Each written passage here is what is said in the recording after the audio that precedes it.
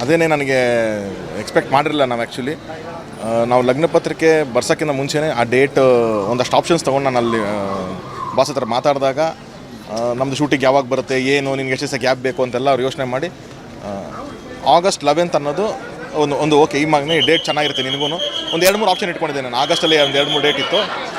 So ಹಾಗಾಗಿ ಅವರು 11th date ಕೊಟ್ಟರು. 11th ಡೇಟ್ನ ಕೊಟ್ಟಿದ್ದರು. ಅದಾಗಿ ಸ್ವಲ್ಪ ದಿವಸಕ್ಕೆ ಈ ಥರದೊಂದು ಇನ್ಸಿಡೆಂಟ್ ಆಯಿತು. ಅವ್ರಿಗೆ ಗೊತ್ತಿತ್ತು ಈ ಡೇಟ್ ಅನ್ನೋದು ಅಂತ.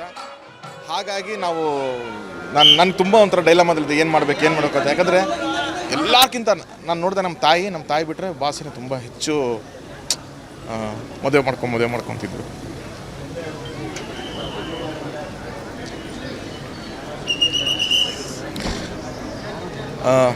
ಎಲ್ಲಿದ್ರು ಅಲ್ಲಿಂದ ಬ್ಲೆಸ್ ಮಾಡ್ತಾರೆ. ಬಂದಾಗ will go and take is blessings. ಅದನ್ನು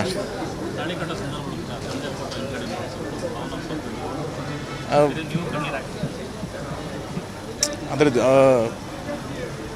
ಜೀವನದ ತುಂಬ ಇಂಪಾರ್ಟೆಂಟ್ ಹಂತಗಳಲ್ವ ಇದೆಲ್ಲನೂ.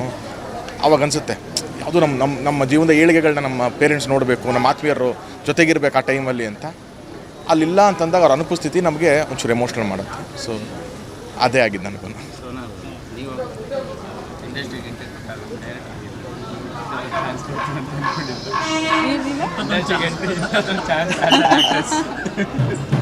ಇಲ್ಲ first and foremost thank you, ಎಲ್ಲರಿಗೂ ಥ್ಯಾಂಕ್ ಯು. ನಿನ್ನೆಯಿಂದ you have been with us. Thank you so much. ಮಾತಾಡೋದೆಲ್ಲ ಇವ್ರು ಮಾತಾಡಿದ್ದಾರೆ.